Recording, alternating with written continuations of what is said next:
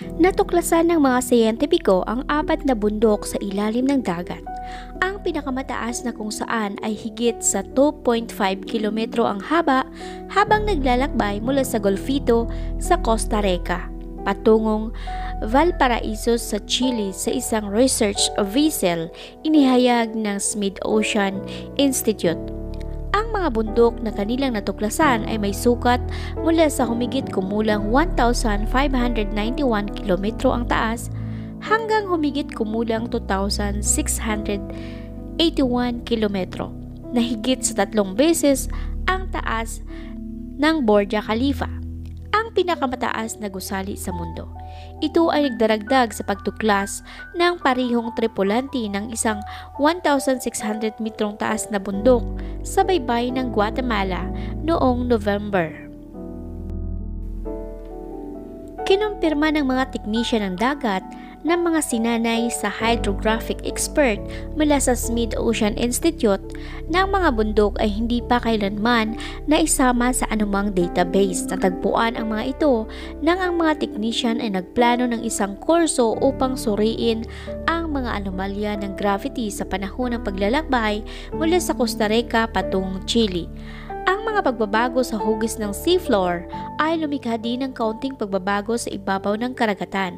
Ang isang malalim na trench ay maaaring maging sanhi ng isang maliit na depresyon habang ang isang bundok ay maaaring lumikha ng isang bahagyang bump sa tuktok ng karagatan.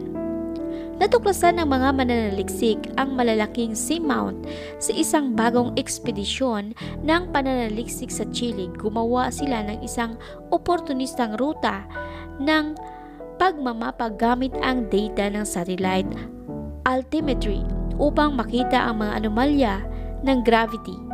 Ang mga mananaliksik na pinamumunuan ni John Fulmer ay nakahanap ng malalaking seamount na ito habang nasa track para sa kanilang unang ekspedisyon sa agham sa Chile mas maaga sa taong ito.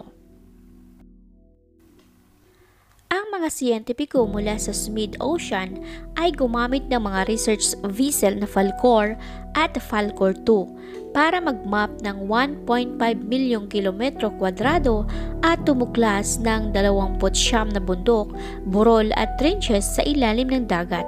Ang pinakahuling pagtuklas ay ginawa gamit ang Falkor 2 na mahalaga dahil ang mga trench sa ilalim ng dagat ay kadalasang nag-host ng mga deep sea coral reef, sponge at anemone na nakatira sa tabi ng mga organismo na nakakahanap ng pagkain, tirahan at isang mabatong ibabaw na makakapitan. Hinala ng mga siyentipiko na mayroong hanggang 100,000 seamounts na nakakalat sa buong karagatan ng mundo. Ayon sa US National Oceanic and Atmospheric Administration, gayunpaman maliit na bahagi lamang nito ang namap. Mahigit sa kalahati ng mga hinulaang bundok ay malamang na matatagpuan sa karagatang Pasipiko.